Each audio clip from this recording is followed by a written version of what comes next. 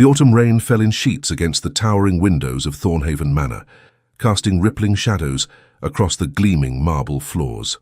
Lady Vivian Marlowe pressed herself against the panelled wall of the corridor, her heart hammering beneath her emerald silk gown as she listened for footsteps. "Lady Vivian, I know you are nearby. Please, grant me but a moment of your precious time. Lord Edmund St." Claire's voice echoed through the hallway, earnest and utterly oblivious to the dozens of guests who had begun to notice his increasingly desperate hunt through the Duke's residence. Vivienne squeezed her eyes shut, mortification burning through her chest. This was precisely why she had refused his proposal 3 weeks prior. Edmund was not a terrible man, quite the opposite. The second son of the Earl of Westridge possessed a generous heart, considerable wealth, and impeccable breeding. Her father, the Marquess of Ashmont, had been delighted by the match. Her mother had already begun planning the wedding breakfast. But Edmund St. Clair had one fatal flaw. He possessed not a single shred of social awareness. His courtship had been a relentless assault of overwrought poetry recited at inappropriate moments, bouquets so enormous they required 3 footmen to carry, and declarations of devotion shouted across crowded ballrooms. When she had gently, so very gently, declined his proposal, citing their incompatibility, he had nodded thoughtfully, patted her hand, and assured her that he understood she was simply nervous about the magnitude of their love. He had not understood at all. "Vivian, my darling dove, your beauty outshines even the stars themselves." She could hear him now, just around the corner, apparently comparing her to celestial bodies, while the Duchess's other guests tittered behind their fans. Vivian's cheeks flamed. She needed to escape, to hide, to disappear, until Edmund finally accepted that she was not, had never been, and would never be his darling dove. Her eyes fell upon a door, heavy oak, slightly ajar, with no light spilling from within. Without pausing to consider the wisdom of her actions, Vivian slipped inside and pressed the door shut behind her, turning the lock with trembling fingers. The room was warm and dimly lit by a single branch of candles and the glow of a well-tended fire. She leaned against the door, closing her eyes in relief as Edmund's footsteps passed by outside, his voice fading as he moved down the corridor. "Thank heavens," she whispered. "I beg your pardon." Vivienne's eyes flew open. The bedchamber, for that was clearly what she had stumbled into, was far from empty. Near the fireplace stood a man in shirt sleeves and partially unbuttoned waistcoat, a towel draped over one shoulder, and his dark hair damp as though he had just washed. He held a crystal tumbler of what appeared to be brandy, and his expression registered surprise, amusement, and something that might have been fascination. He was possibly the most handsome man Vivienne had ever seen. Tall and broad-shouldered, with features that seemed carved from granite. Strong jaw, high cheekbones, and eyes so intensely blue they reminded her of the deepest parts of the ocean. Those eyes were currently fixed on her, with an intensity that made her breath catch. Vivienne's voice came out as a squeak. She cleared her throat. "I am terribly sorry. I thought this room was empty." The man's lips curved into a slow smile that did alarming things to her pulse. "Clearly. I shall leave immediately, of course. Please forgive my intrusion. Lady Vivian, where have you hidden yourself, my ethereal enchantress?" Edmund's voice, now much closer, made Vivian freeze. The man in shirt sleeves raised one dark eyebrow. "Might that be Lord Edmund St. Clair?" he asked, his tone rich with barely suppressed laughter. Vivian felt her mortification reach new heights. "You know him. We were at Cambridge together. Decent fellow, absolutely hopeless with women." He set down his brandy glass and crossed his arms, studying her with open curiosity. "I take it you are the object of his current devotion." "I am the unwilling recipient of his attentions," Vivian corrected, lifting her chin despite her embarrassment. "I refused his proposal 3 weeks ago, but he appears to believe that my refusal was merely feminine modesty, requiring persistent persuasion."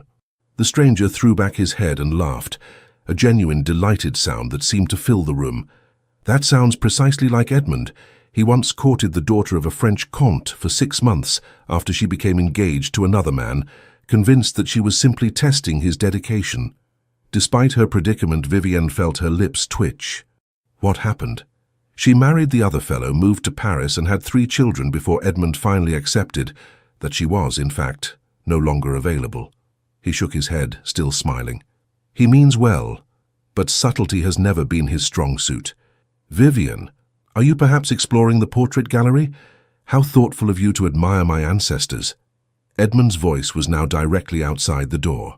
Vivian's eyes widened in panic. If Edmund found her alone in a gentleman's bedchamber, the scandal would be catastrophic. Her reputation would be destroyed. And worse, far worse, her father would insist she marry Edmund immediately to salvage what remained of her honor. Please, she whispered, meeting the stranger's gaze with desperate appeal. I know I have no right to ask, but... He held up one hand, his expression shifting from amusement to something more calculating. The window curtains, he murmured, gesturing toward the heavy velvet drapes that flanked the rain-streaked windows. Quickly now. Vivienne didn't hesitate. She darted across the room, her silk skirts whispering against the Turkish carpet, and slipped behind the curtains just as a knock sounded at the door. One moment, the stranger called out, his voice carrying the bored authority of someone accustomed to being obeyed. She heard the rustle of fabric and imagined him shrugging into his coat, making himself more presentable. The lock clicked.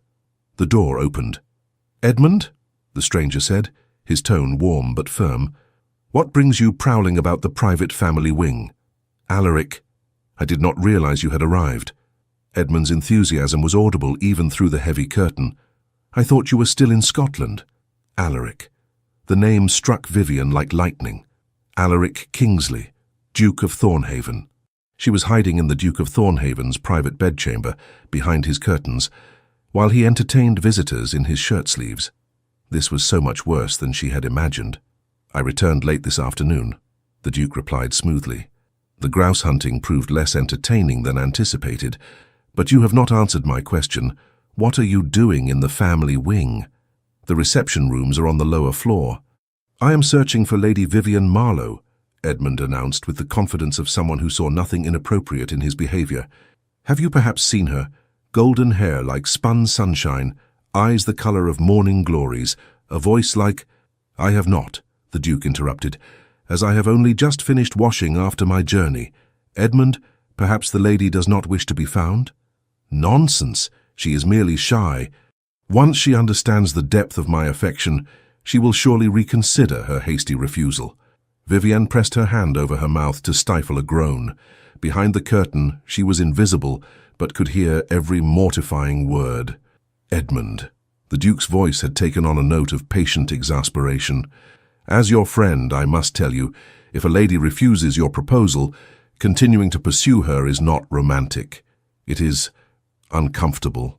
But you do not understand the situation. I understand perfectly well. I also understand that my mother's guests are likely wondering why one of them is racing through the corridors bellowing poetry. Perhaps you should return to the drawing room before someone assumes the house is on fire. There was a long pause.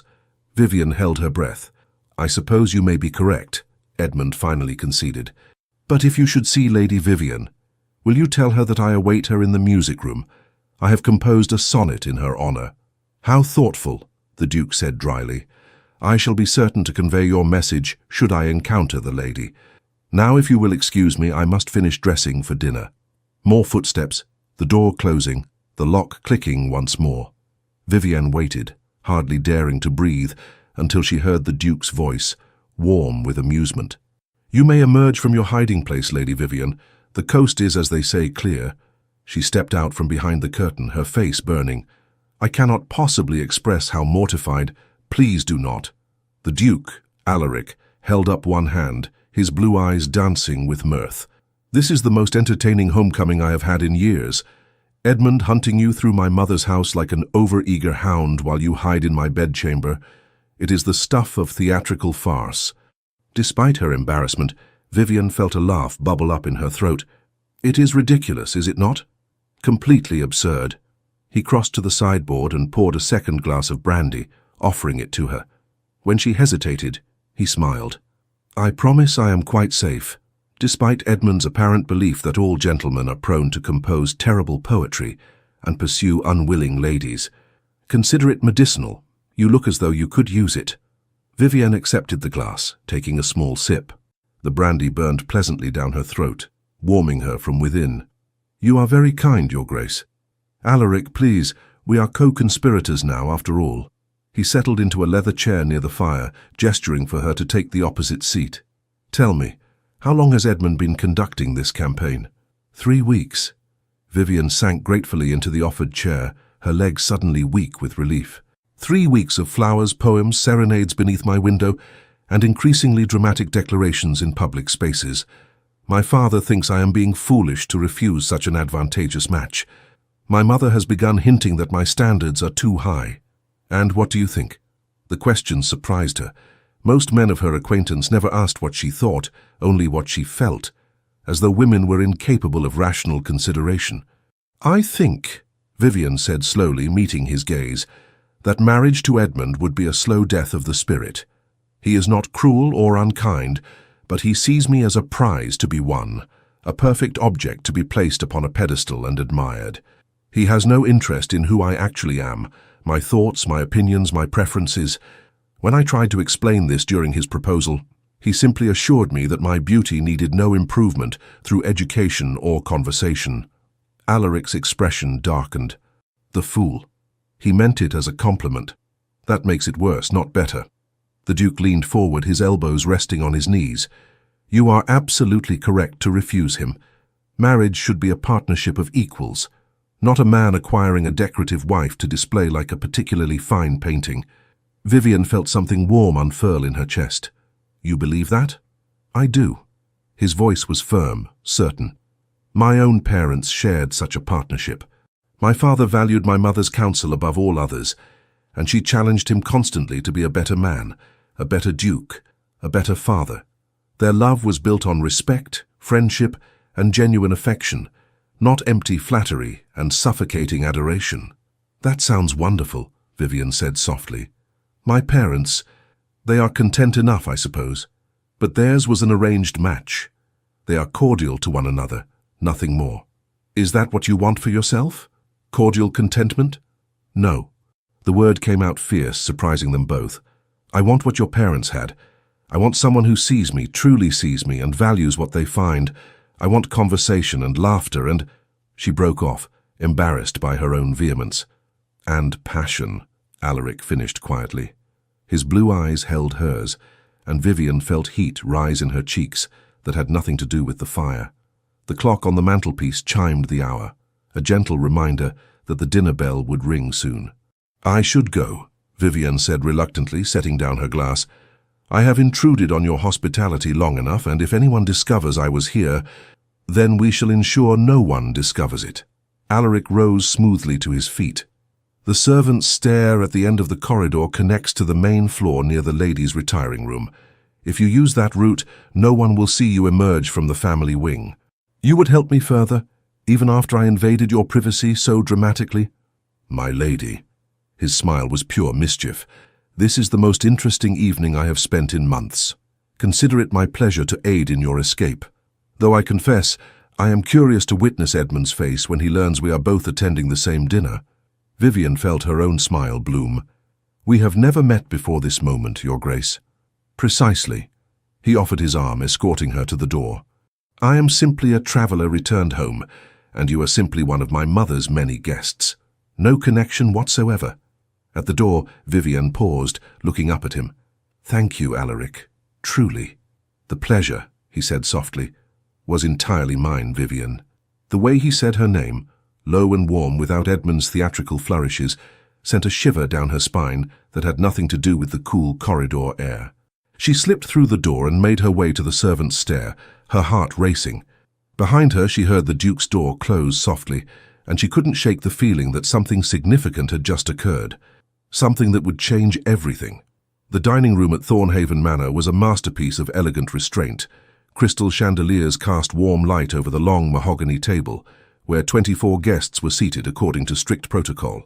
Vivienne found herself positioned in the middle of the table, with the elderly Lord Hartwell on her left, and to her extreme misfortune, Lord Edmund St. Clair on her right. "There you are," Edmund exclaimed as she took her seat, his voice carrying halfway down the table. "I have been searching for you everywhere. Did you receive my message about the sonnet?" "I did not," Vivienne replied, keeping her voice low in hopes he would follow suit. I was in the retiring room attending to my appearance. Your appearance needs no attending. You are perfection itself. Several guests turned to stare. Vivian felt her face flame. You are too kind, Lord Edmund. Perhaps we might discuss this more quietly. Why should I be quiet when proclaiming your virtues? The world should know of your... Edmund. The voice came from the head of the table, cool and commanding. I believe my mother is about to make an announcement. Vivian's eyes snapped to the Duke. He was looking at Edmund with an expression of polite patience, but when his gaze briefly met hers, she saw the amusement dancing there. The Dowager Duchess of Thornhaven, a regal woman in her 60s with silver hair and the same piercing blue eyes as her son, smiled at her guests. Thank you, Alaric. I merely wish to welcome you all to Thornhaven and express my delight at having my son home once again. His travels have kept him away far too long. Only 6 weeks, Mother, Alaric said dryly. An eternity, she countered, her eyes twinkling. Now please, everyone enjoy the meal. Cook has outdone herself. As the first course was served, a delicate consommé, Edmund immediately leaned toward Vivienne. As I was saying before we were interrupted, I have composed... Lord Edmund, interjected Lady Hartwell from across the table. I understand you recently purchased a new hunter. Is he performing well? Edmund, momentarily distracted by the question, launched into an enthusiastic description of his horse's virtues. Vivian shot Lady Hartwell a grateful glance, which the older woman returned with a subtle wink. The meal progressed through multiple courses, each more elaborate than the last. Vivian found herself hyper-aware of the Duke's presence at the head of the table. Several times she glanced in his direction, only to find him already looking at her. Each time their eyes met, she felt that same strange flutter in her chest. Lady Vivian, the Dowager Duchess called down the table, my son tells me you have recently returned from visiting your aunt in Bath. How did you find the city? It was a perfectly innocuous question, but Vivian's mind went blank. The Duke had been asking his mother about her. When? Why? That is... Bath was lovely, Your Grace. The architecture is quite remarkable. And the society? Did you attend many assemblies? A few, though I confess I found the constant social whirl somewhat exhausting. A woman of sense, the Dowager Duchess approved. Too many young ladies today believe that happiness can only be found in an endless succession of balls and parties. I have always maintained that true contentment requires substance, good conversation, intellectual pursuits, meaningful connections. I agree wholeheartedly, Vivian said, warming to the subject. Though I admit I do enjoy dancing when the company is pleasant and the conversation stimulating. Dancing! Edmund seized upon the word like a drowning man grabbing a rope. Vivian, you must save me the first waltz at the ball tomorrow night. I have been practicing especially for... Edmund, Alaric interrupted smoothly. Mother has not yet confirmed there will be dancing tomorrow evening. The Dowager Duchess raised one elegant eyebrow at her son. Have I not? How remiss of me. Yes, there shall indeed be dancing, though I had planned to announce it after dinner as a surprise. Wonderful, Edmund beamed. Then it is settled. Vivian and I shall... Actually, Vivian said quickly, I have already promised the first dance to... Her mind raced. She could not claim to have promised it to any of the gentlemen present without causing confusion. But she needed some excuse to avoid dancing with Edmund, whose enthusiasm on the dance floor was matched only by his complete lack of rhythm. To me, Alaric said calmly, setting down his wineglass. Lady Vivian was kind enough to promise me the first waltz when we met earlier this evening. 23 pairs of eyes turned to stare at Vivian. She felt the blood drain from her face. When we met, Edmund's confusion was evident. But, Alaric, you said you had not seen... In the drawing room before dinner, the Duke clarified, his expression perfectly composed. A brief introduction, nothing more. Lady Vivian mentioned she enjoyed waltzing, and I asked if she would honor me with the first dance. She graciously agreed. It was a plausible lie delivered with such casual confidence that no one thought to question it, except Edmund, whose face had taken on a peculiar expression, part confusion, part suspicion. How strange, he said slowly. I was in the drawing room before dinner and I did not see either of you there. You were likely too occupied searching the corridors, Lady Hartwell suggested kindly. I believe half the guests heard you calling for Lady Vivian throughout the house. Mortified laughter rippled around the table. Edmund flushed but rallied quickly. "I was merely concerned for her well-being. When a lady disappears, a gentleman must—" "Edmund," Alaric said, his voice gentle but firm, "I believe Lady Vivian is quite capable of managing her own well-being without requiring a search party." Their eyes met across the table, Alaric steady and slightly challenging, Edmund's confused and hurt. Vivian felt a twinge of sympathy for Edmund, despite everything. He truly did not understand why his behavior was inappropriate. "I appreciate your concern, Lord Edmund," she said carefully. "But His Grace is correct. I was never in any danger. I simply needed a moment of quiet before dinner." "Quiet? But why would you need—" "Because," the Dowager Duchess said crisply, "young ladies are not required to be constantly available for conversation, Lord Edmund. We all require moments of solitude now and then." The rebuke was delivered with aristocratic finality. Edmund subsided into silence, though he continued to dart confused glances between Vivian and Alaric throughout the remainder of the meal. When the ladies withdrew to allow the gentlemen their port, Vivian found herself cornered by the Dowager Duchess near the drawing-room fire. "Walk with me, child," the older woman said, taking Vivian's arm and steering her toward the windows that overlooked the darkened gardens. "I wish to speak with you privately." Vivian's heart sank. Had the Duchess somehow discovered her earlier intrusion into Alaric's room? "I hope I have not offended your Grace. If my acceptance of the Duke's invitation to dance was presumptuous—" "Nonsense," the Duchess interrupted briskly. "I am not concerned about a dance. I am concerned about Lord Edmund's pursuit of you, which has apparently grown quite determined." Vivian blinked in surprise. "You noticed?" "My dear girl, the entire county has noticed. The man proclaimed his devotion to you during Sunday service last week, causing poor Reverend Blackburn to lose his place in the sermon."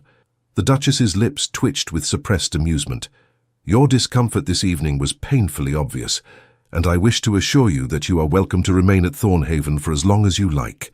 If Lord Edmund's attentions become too tiresome, simply say the word, and I shall have my son deal with him." "That is extraordinarily kind, but I could not possibly impose—" "It is not an imposition," the Duchess said firmly. "I invited you here because your mother is an old friend, but also because I have heard excellent things about your character from multiple sources. You are intelligent, well-read, and possessed of both wit and compassion. In short, you are precisely the sort of young woman I wish to know better." Warmth spread through Vivian's chest. "Thank you, Your Grace. I am honored." "Good."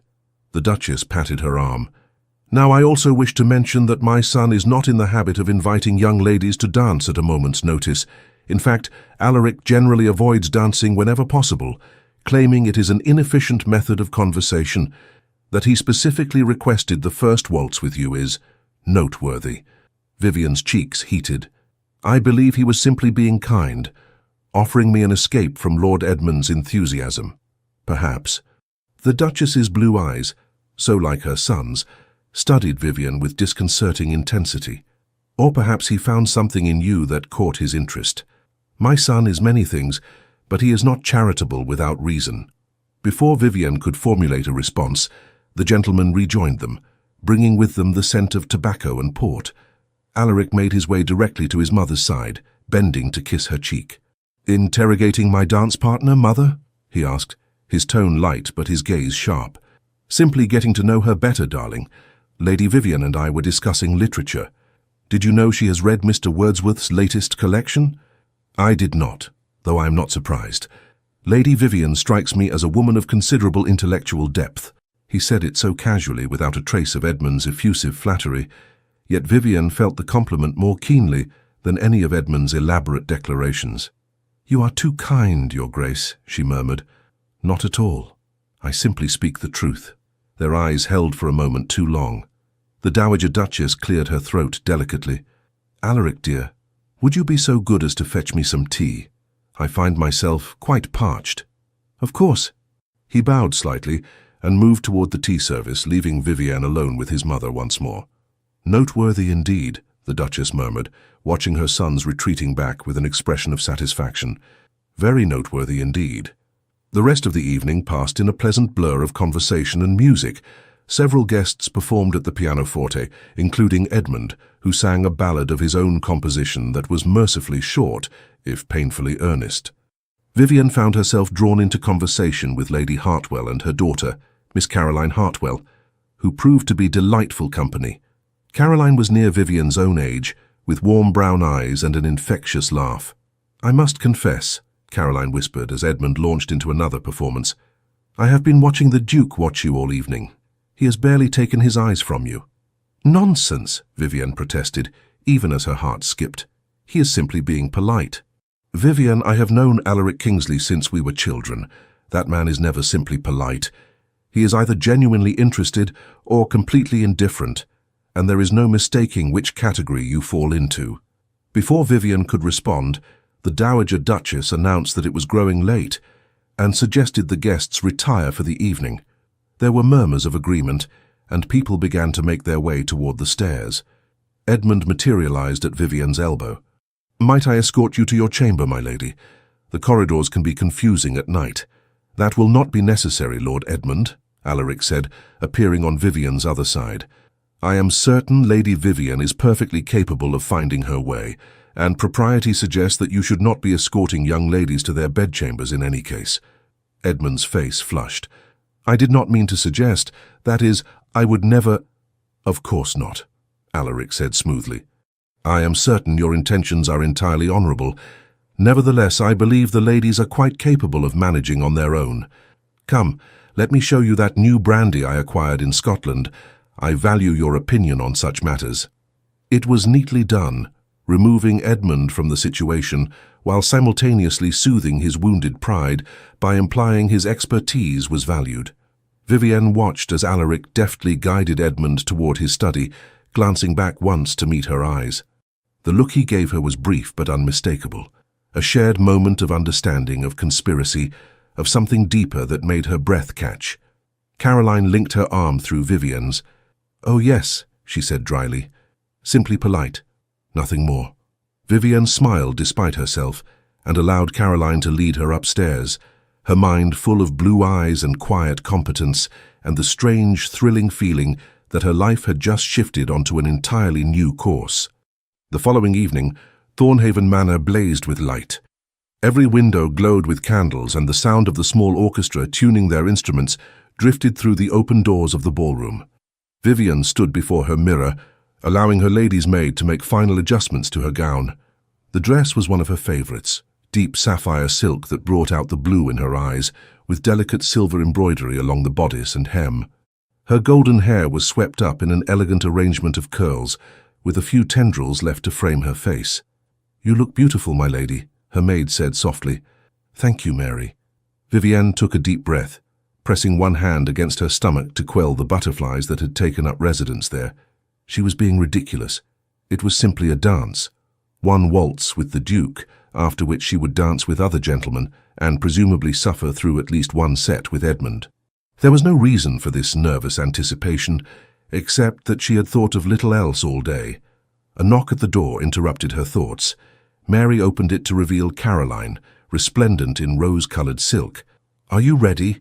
Caroline asked, her eyes sparkling with excitement. "The dancing is about to begin, and I have it on good authority that a certain Duke is pacing near the ballroom doors like a caged lion." "He is not," Vivian protested, even as heat rose in her cheeks. "He absolutely is. My brother just told me. Apparently Alaric has been asking every 5 minutes whether the ladies have come down yet." Caroline took Vivian's hand and pulled her toward the door. "Come along.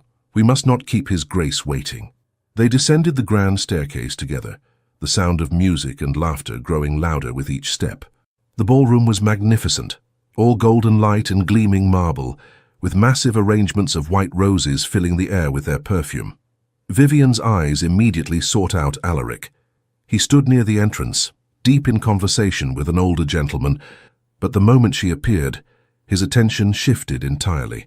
Their gazes locked across the crowded room, and Vivian felt that now familiar flutter in her chest. He looked devastating in formal evening wear. Black coat fitted perfectly to his broad shoulders, white cravat tied with mathematical precision, and those blue eyes fixed on her with an intensity that made her forget to breathe. "Good heavens," Caroline murmured.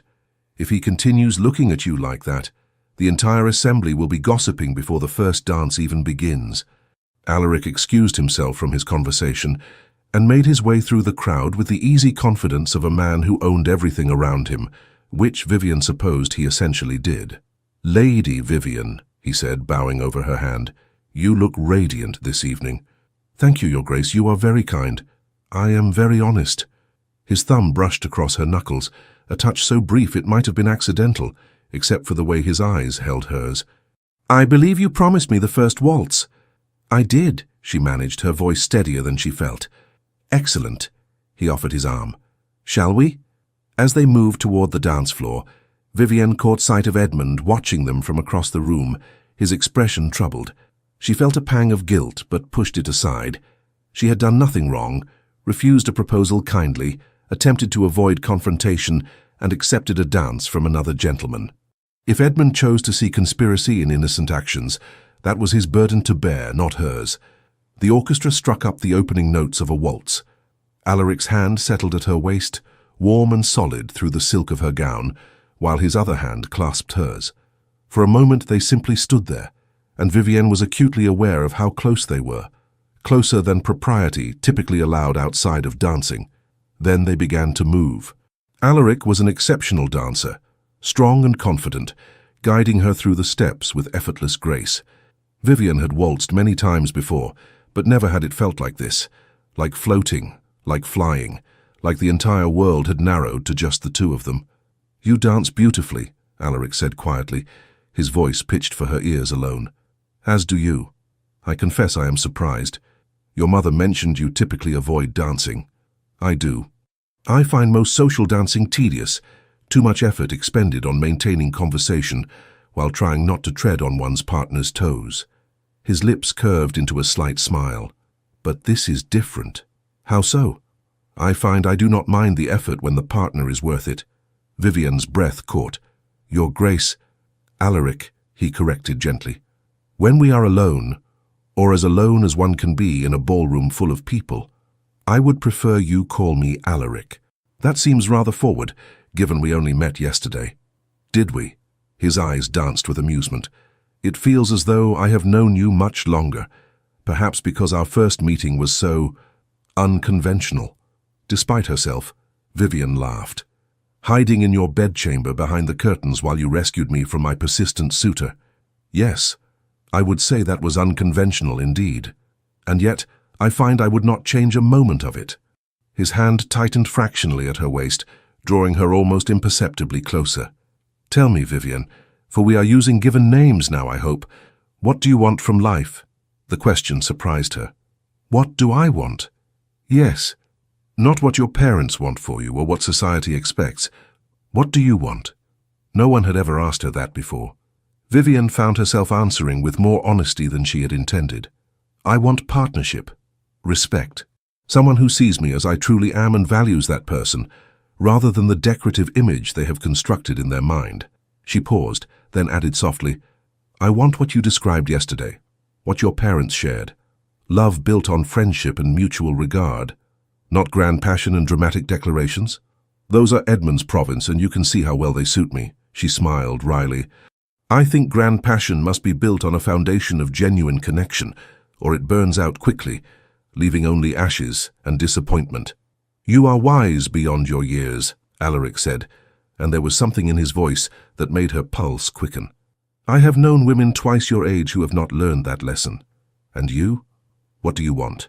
He was quiet for a moment, guiding her through a turn. "I want precisely what you described. My parents' marriage set a standard I have been unable to compromise on, which is why at 32 I remain unmarried. I have met countless beautiful women, charming women, accomplished women, but I have never met a woman who—" He trailed off, his eyes searching hers. "Who what?" Vivian whispered. "Who made me want to compose terrible poetry and serenade her beneath her window, despite knowing how ridiculous I would appear." Vivian's heart stopped, then started again, beating twice as fast. "That sounds suspiciously like what you were mocking Edmund for yesterday," she managed. "The difference," Alaric said, his voice low and intense, "is that Edmund does those things because he believes that is what courtship requires. I would do them because for the first time in my life, I understand the impulse to make a fool of myself for a woman's smile." They had stopped moving, Vivian realized dimly. They stood in the middle of the dance floor, other couples swirling around them, but she could not seem to make her feet obey the steps. "Alaric," she breathed. "I know this is madness," he said urgently. "We met yesterday. I should be rational, measured, cautious. But when you stumbled into my room, desperate and disheveled and absolutely magnificent in your determination to escape an unwanted suitor, something shifted inside me. And tonight, watching you descend those stairs in that gown, with that expression of nervous anticipation on your face, Vivian, I cannot pretend indifference." "I do not want you to pretend," Vivian said, finding her voice at last. "Because I feel it too, this strange, impossible connection. I thought perhaps I was imagining it, that I was being foolish." "You are not foolish. You are extraordinary." He was looking at her as though she were the only person in the room, the only person in the world, and Vivian felt herself falling into those blue eyes with a complete lack of self-preservation. "Your Grace, might I cut in?" Edmund's voice shattered the moment like a stone through glass. They both turned to find him standing at Alaric's elbow, his expression a mix of hopefulness and determination. "This is a private dance, Edmund," Alaric said, his tone carefully neutral. "But surely Lady Vivian would enjoy some variety in her partners. You have been monopolizing her attention for quite some time." It was true. They had been standing still for far longer than was proper, and people were beginning to stare. Vivian could see the calculations happening in Alaric's eyes, weighing social propriety against personal desire. "Of course," he said finally, stepping back with visible reluctance. "Lady Vivian, thank you for the dance. It was illuminating." The way he said it, the weight he placed on that final word, sent shivers down her spine. "The pleasure was mine, Your Grace," she replied, her voice steadier than her hands. Alaric bowed and walked away, but not before shooting Edmund a look that clearly said they would be having words later. Edmund, oblivious as always, immediately swept Vivian into the dance with far more enthusiasm than skill. "I must say you and Alaric seemed quite absorbed in conversation," Edmund said, nearly treading on her toes as he attempted a turn. "What were you discussing so intently?" "Literature," Vivian lied smoothly. "The Duke has strong opinions on Mr. Wordsworth." "Ah." Edmund looked relieved. "Well, that is perfectly proper, I suppose, though I must admit I was concerned when I saw you both standing still in the middle of the floor. People will talk, you know." "Will they?" Vivian kept her voice light, though her mind was racing. "Oh yes, the Duke is one of the most eligible bachelors in England. Any woman who catches his attention is bound to be the subject of gossip." Edmund peered at her earnestly. "You must be careful, Vivian. A man of his position might enjoy a flirtation, but he will ultimately marry someone of impeccable breeding and social standing." The implication was clear. You are not good enough for a duke. Vivian felt anger flash through her, hot and unexpected. "My father is a marquess, Lord Edmund. My breeding and social standing are quite impeccable." "Oh, I did not mean to suggest otherwise. I simply meant that you should guard your heart. I would hate to see you hurt by false hopes." "How thoughtful," Vivian said through gritted teeth.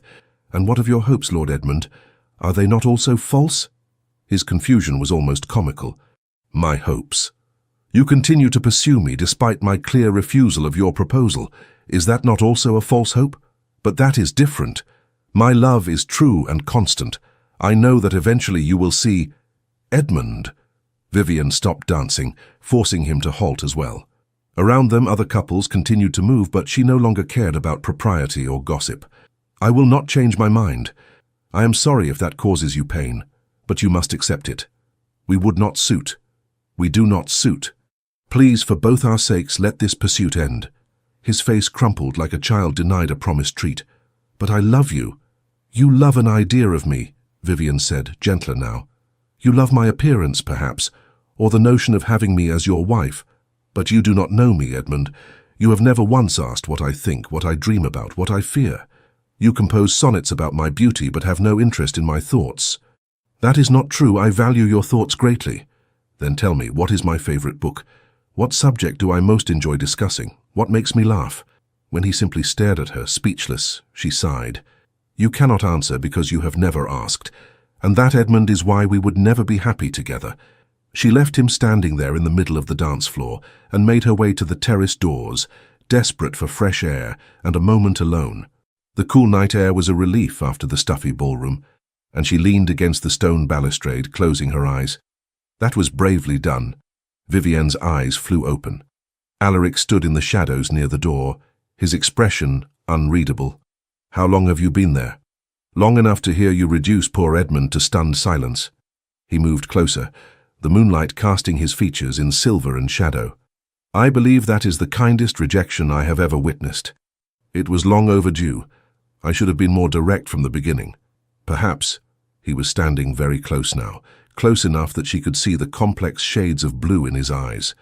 "Though, I confess, I am selfishly glad you have finally closed that door. It makes this somewhat less complicated." "This?" Instead of answering, he reached up and very gently tucked a loose curl behind her ear, his fingers lingering against her cheek. "I meant what I said during our dance," he murmured. "Every word. You have turned my world upside down in less than 2 days, Vivienne Marlowe, and I find I have no desire to set it right again." "Alaric." She did not know what she meant to say, but it did not matter because he was leaning closer, his intention written clearly in his eyes, giving her every opportunity to pull away. She did not pull away. His lips met hers, soft and questioning, and Vivienne felt the world tilt on its axis. This was nothing like the few chaste kisses she had received from overambitious suitors at garden parties. This was fire and sweetness, and a rightness that made her bones melt. Alaric's hand cradled her face, while his other arm came around her waist, drawing her closer, and Vivienne's hands found their way to his shoulders, anchoring herself against the storm of sensation. When they finally broke apart, both breathing hard, Alaric rested his forehead against hers. "I should apologize," he whispered. "That was highly improper." "Please do not," Vivienne replied, her voice shaky. "I find I have no regrets whatsoever." He laughed, the sound low and warm. "Neither do I, though we should return to the ballroom before we are missed. Or before I do something even more improper, like beg you to marry me after knowing you for less than 48 hours. Vivienne's heart leapt. Would that be so terrible? My darling girl. He pulled back just enough to meet her eyes, his expression serious. "I would marry you tomorrow if I thought you would say yes. But I will not rush you or pressure you or behave like Edmund, confident that my feelings automatically entitle me to yours. I will court you properly, give you time to be certain, and pray that eventually you come to feel for me even a fraction of what I already feel for you." "And if I told you," Vivienne said slowly, "that I am already certain, that whatever this is between us, I feel it just as strongly as you do." Hope blazed across his features. "Then I would say I am the luckiest man in England."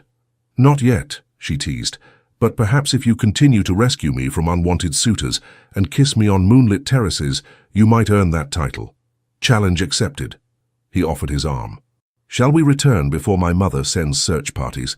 She has been dropping hints about grandchildren since I turned 30, and if she sees us together like this, I fear she will have the bans read by Sunday." They walked back into the ballroom together, and Vivienne felt every eye turn toward them. Let them stare, she thought. Let them gossip.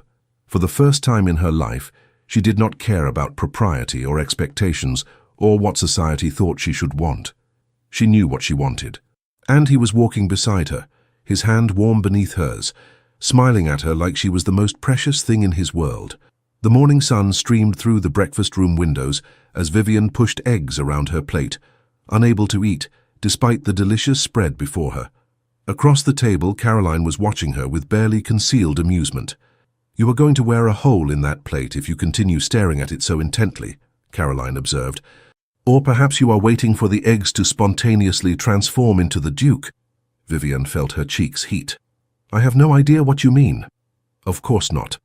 Just as you had no idea why you disappeared onto the terrace last night, or why you returned looking as though you had been thoroughly kissed. Caroline." Vivienne glanced around, grateful that the breakfast room was otherwise empty. "Someone might hear you." "Then you admit it happened?" "I admit nothing," Vivienne said primly, though her smile betrayed her. Caroline laughed. "You are hopeless, but I am happy for you, truly. Alaric is a good man, the best I know. If anyone deserves happiness, it is the two of you." Before Vivienne could respond, The Dowager Duchess entered, followed by her son. Alaric's eyes immediately found Vivienne's, and the warmth in his gaze made her forget to breathe. "Good morning, ladies," the Duchess said cheerfully.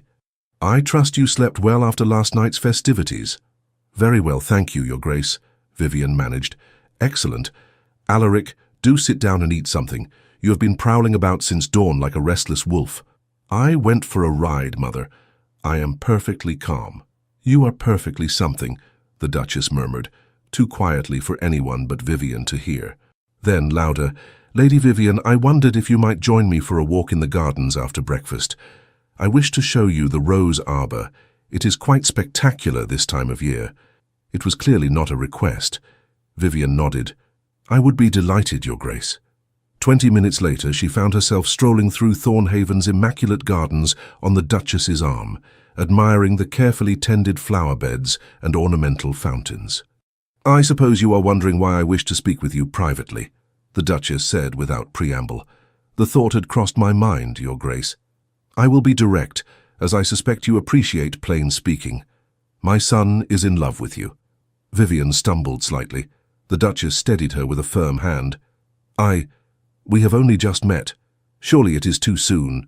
For most people, perhaps, but Alaric is not most people. He is methodical, careful, and extraordinarily difficult to surprise. Yet you have managed to turn him into a lovesick fool in less than 2 days." The Duchess's tone was matter-of-fact, but her eyes were kind. "I have not seen him this animated since his father died 5 years ago.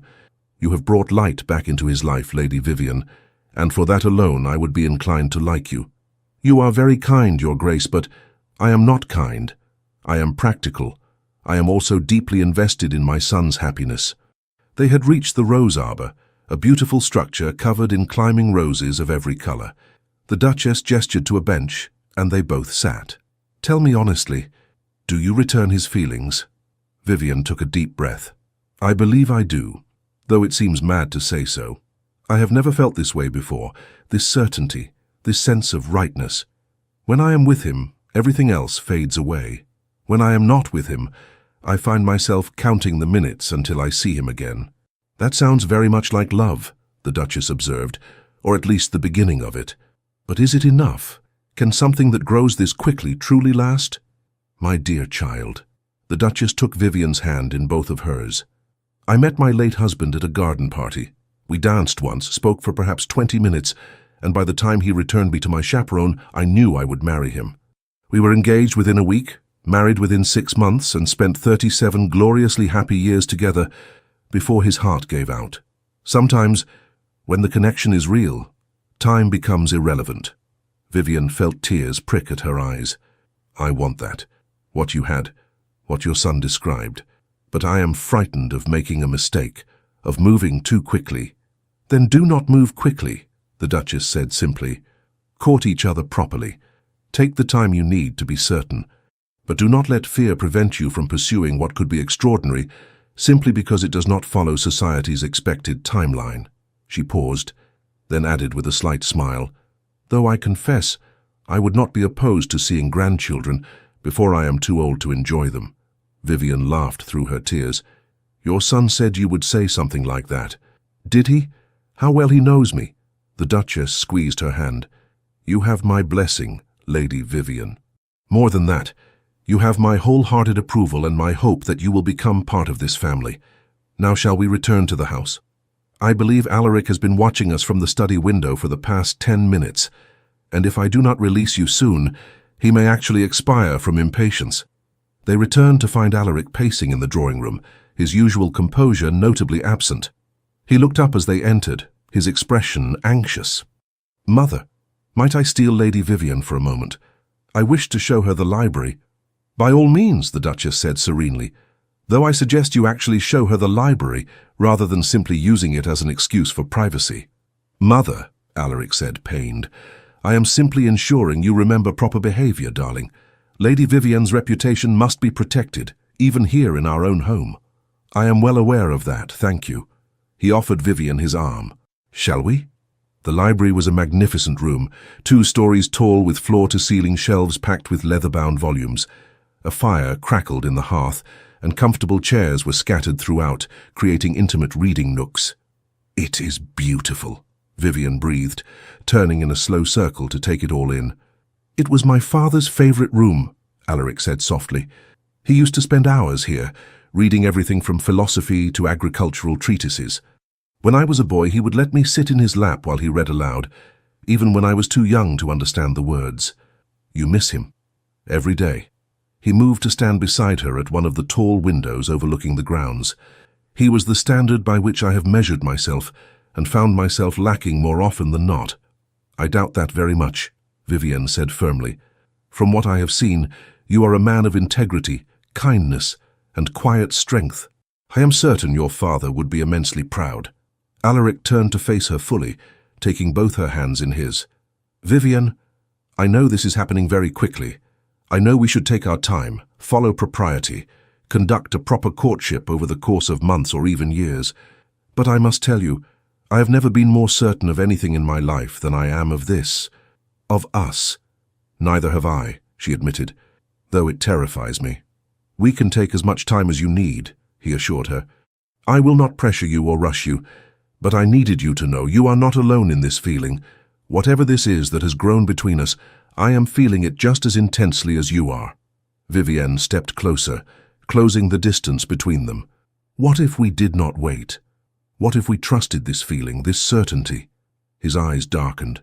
"What are you saying?"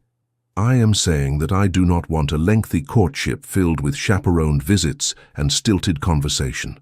I want you, Alaric. I want a partnership like your parents had, respect, friendship, passion. I want to wake up each morning knowing that I chose the right person and that he chose me in return." She took a shaky breath. "I am saying that if you were to ask me to marry you, I would say yes." For a moment he simply stared at her, then slowly he sank to one knee, never breaking eye contact. "Vivian Marlowe," he said, his voice rough with emotion, "would you do me the extraordinary honor of becoming my wife? I promise to value your thoughts, respect your opinions, make you laugh every day, and love you with everything I am for as long as I live." Tears spilled down Vivienne's cheeks. "Yes, yes, 1,000 times yes." He surged to his feet and pulled her into his arms, kissing her with a passion that left them both breathless. When they finally broke apart, both laughing and crying, Vivian realized they were no longer alone. The Dowager Duchess stood in the doorway, her hand pressed to her chest, tears streaming down her face. Behind her, Caroline was grinning broadly. "I heard shouting," the Duchess said, her voice thick with emotion. "I thought perhaps something was wrong, but I see I was quite mistaken." "Mother," Alaric said, keeping one arm firmly around Vivienne's waist, "we are engaged." "I gathered as much from the kissing," the Duchess replied dryly, though her smile was radiant. "Caroline, fetch my husband's ring from my chambers and send word to the Marquis of Ashmont. He will want to know his daughter is marrying a duke." "Immediately, Your Grace." Caroline practically ran from the room. The Duchess crossed to them and pulled them both into a fierce embrace. "Welcome to the family, my dear girl. You have made an old woman very happy indeed." The next 3 months passed in a whirlwind of wedding preparations, formal announcements and social obligations. Vivian's parents, initially shocked by the speed of the engagement, were ultimately delighted by the advantageous match. Her mother spent weeks planning the wedding breakfast, while her father gruffly expressed his approval of Alaric's character and prospects. Edmund, upon hearing the news, had retreated to his family's estate in the country. He sent a brief note congratulating them both, and wishing them every happiness, a gesture that Vivian appreciated more than she could say. She hoped he would eventually find someone who could return his affections, someone who valued his earnest devotion. The wedding itself was held at Thornhaven's private chapel, a small but beautiful ceremony attended by close family and friends. Vivian wore her mother's wedding dress, altered to fit her smaller frame, and carried white roses from the Duchess's garden. When she walked down the aisle on her father's arm, Alaric's expression made her heart skip. He looked at her as though she were the answer to every prayer he had ever uttered, and when they exchanged vows, his voice shook with emotion. "I, Alaric Edward Kingsley, take thee, Vivian Catherine Marlowe, to be my wedded wife, to have and to hold from this day forward, for better, for worse, for richer, for poorer, in sickness and in health, to love and to cherish, till death us do part.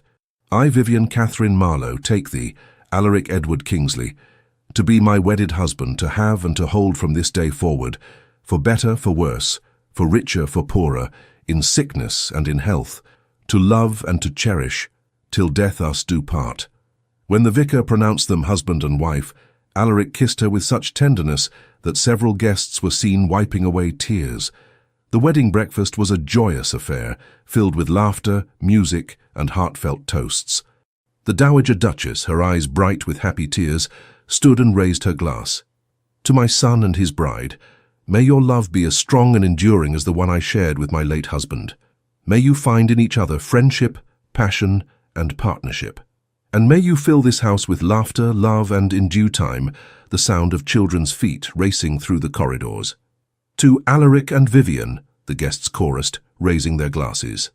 Later that evening, as they prepared to retire to the private wing of Thornhaven Manor, Alaric pulled Vivian into his arms. "Happy, Duchess?" he murmured against her hair. "Deliriously so," she replied, pressing her face against his chest. "Though I confess I still cannot quite believe this is real, that I stumbled into your bedchamber fleeing from Edmund, and less than 4 months later, I am your wife. Believe it," he said firmly, tilting her chin up to meet his gaze. "You are mine, Vivian, my wife, my Duchess, my dearest friend, and I am yours completely and irrevocably. I love you," she whispered, "and I love you, now and always." He kissed her then, deep and slow and full of promise, and Vivian felt her soul settle into a contentment she had never known before. This was home.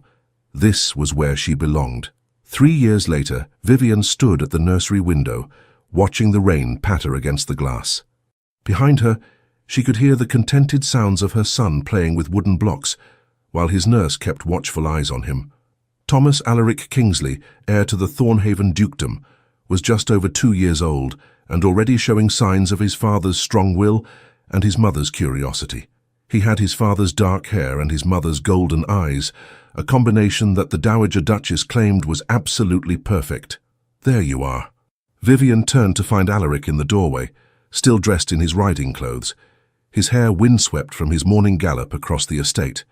"Did you have a good ride?" she asked, moving into his embrace. "Excellent, though it would have been better with you."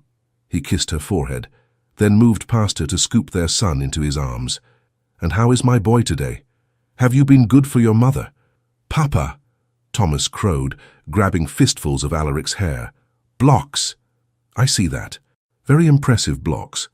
Alaric caught Vivian's eye over their son's head, his expression warm with love. "You look tired, my dear. Are you feeling well?" "Perfectly well," Vivian assured him. "Simply a bit overwhelmed by your mother's latest plans for Thomas's birthday celebration. She wishes to invite half the county." "That sounds like Mother." He set Thomas down, and the boy immediately returned to his blocks. "We can tell her to scale back if you prefer a quieter affair." "No, let her have her fun. She adores any excuse to fill the house with people." Vivian took his hand, guiding it to rest on her still flat stomach. "Besides, by the time of the celebration, we shall have other news to share." Alaric's eyes widened. "Vivian, are you saying—" "I am with child again," she confirmed, her smile radiant. "The physician confirmed it this morning. We shall have another little one by spring." The joy on his face was everything she could have hoped for. He pulled her into his arms, holding her as though she were made of spun glass. "You have given me everything," he whispered, "more than I ever dreamed possible." "We have given each other everything," she corrected. "A partnership, a family, a love that grows stronger each day. We built this together, Alaric." "That we did." He pulled back just enough to kiss her, tender and sweet. "I love you, Vivian Kingsley, more than words can express. And I love you, now and always." From his spot on the floor, Thomas looked up at his parents and clapped his hands together. "Mama, Papa, love!" They both laughed, and Vivian felt her heart swell with such profound happiness that it was almost painful. This was her life now, not the constrained existence she had once imagined, trapped in a marriage to a man who saw her as a prize rather than a person. Instead, she had found a partner who valued her mind as much as her beauty, who made her laugh every day, who supported her dreams and shared his own. She had found her perfect match in the most unexpected way, by running into a bedchamber, fleeing an unwanted suitor, only to discover the man who would become her everything waiting on the other side. As Alaric lifted their son onto his shoulders and made him giggle with delight, the Dowager Duchess appeared in the doorway, her expression knowing. "I thought I heard laughter," she said, her eyes taking in the scene with obvious satisfaction. "And might I be correct in detecting a certain glow about you, Vivian dear?" "You might," Vivian confirmed, unable to keep the smile from her face. The Duchess clapped her hands together. "Wonderful, another grandchild. Oh, I must send word to, but no, we shall wait until after Thomas's celebration to make the announcement. No need to steal his moment." She bustled off, already making plans, her happiness evident in every step. Alaric set Thomas back down and pulled Vivian close once more. Outside, the rain had stopped, and sunlight was beginning to break through the clouds, casting golden light across the nursery. "Do you remember," he said softly, "when I told you that you had turned my world upside down, and I had no desire to set it right again?" "I remember everything about that night," Vivian replied. "I meant every word. You are my world, Vivian. You and our children, this life we are building together. I wake each morning grateful for the day you ran into my bedchamber, desperate and magnificent, and changed everything." "As am I," she whispered. "As am I." And as they stood there in the soft afternoon light, their son playing at their feet and another child growing beneath her heart, Vivian knew with absolute certainty that this was exactly where she was meant to be. Not in a marriage of convenience or social expectation, but in a true partnership, built on respect, friendship, passion, and a love that had sparked to life in the most unexpected moment and would burn bright for all their days. This was their happily ever after, and it was perfect. Epilogue.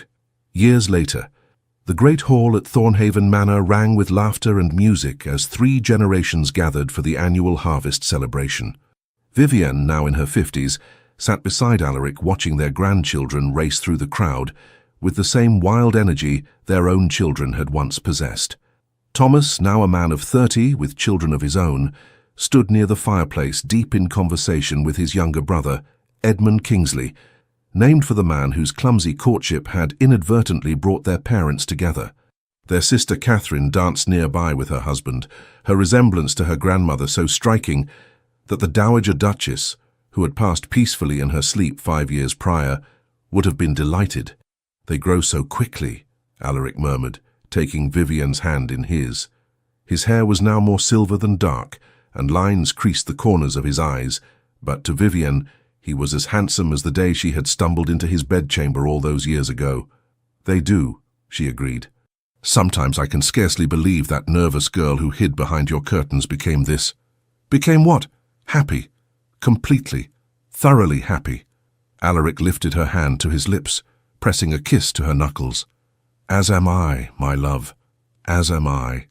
Across the room, young Thomas, their eldest grandson, tugged on his mother's skirts. "Mama, tell us again how grandmother and grandfather met." Catherine laughed. "You have heard that story 100 times." "But it is the best story," the boy insisted. Their son Thomas, overhearing, grinned at his parents. "Shall I tell them, or would you prefer to?" "Oh, let them tell it," Vivian called out. "We lived it. You can only relay it second-hand."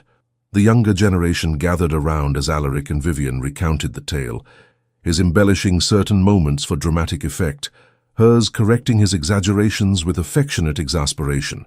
They spoke of hidden curtains and persistent suitors, of moonlit terraces and hasty proposals, of a love that had defied expectations and lasted through every challenge life could throw at them. When they finished, their granddaughter, a serious child of 8 with Vivian's golden eyes, tilted her head thoughtfully. "So Lord Edmund was not truly terrible?" she asked. "No, sweetheart," Vivian said gently. "He was simply young and foolish, as we all were once. He meant well even if his methods were misguided." "And he did eventually marry," Alaric added. "A lovely woman who appreciated his earnest nature and matched his enthusiasm. They had 7 children, last I heard, and he never once composed poetry about any of them." The adults laughed while the children giggled, not entirely understanding but caught up in the joy of the moment. As the evening wore on and the younger generation drifted back to their celebrations, Vivian and Alaric found themselves alone on the same terrace where he had first kissed her decades ago. "Do you ever wonder," Vivian asked, "what our lives would have been like if I had not run into your room that night? If I had chosen a different door, or if Edmund had given up his pursuit, or if you had not been so kind?" "Never," Alaric said firmly, "because I believe we would have found our way to each other somehow.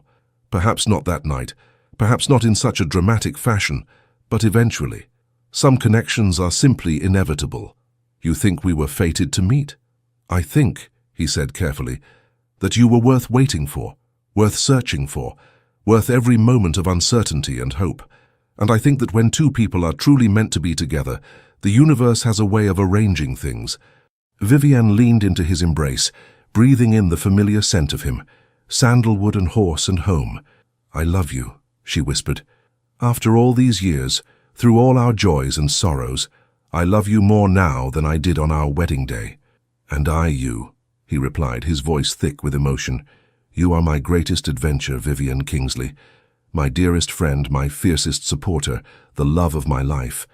Inside, someone struck up a waltz, the same melody they had danced to on that fateful night so many years ago. Alaric offered his hand with a courtly bow. "May I have this dance, Duchess?" "Now and always, my love," she replied, taking his hand. "Now and always." And as they waltzed beneath the stars, surrounded by the sounds of their family's laughter and the warm glow of Thornhaven's lights, Vivian knew that every choice she had made, every moment of fear overcome, every risk taken, had been worth it. She had found not just love, but partnership, not just passion, but friendship, not just a husband, but her perfect match in every way. And that, she thought, as Alaric spun her through the final turn and pulled her close, was the greatest blessing of all. The end. Thank you for staying with us until the end of this beautiful journey. We hope this story touched your heart as deeply as it touched ours. Please subscribe to our channel, like the video, leave a heartfelt comment, and share it with someone who loves powerful romance stories. Your support, truly from the bottom of our hearts, motivates our team to keep bringing you new tales of love, redemption, courage, and the healing power of second chances. Don't forget, at the end of the video, another suggested story will appear. Click it and be surprised by more emotional, unforgettable romances just like this one. Thank you for being here, the Legends of the Fall team.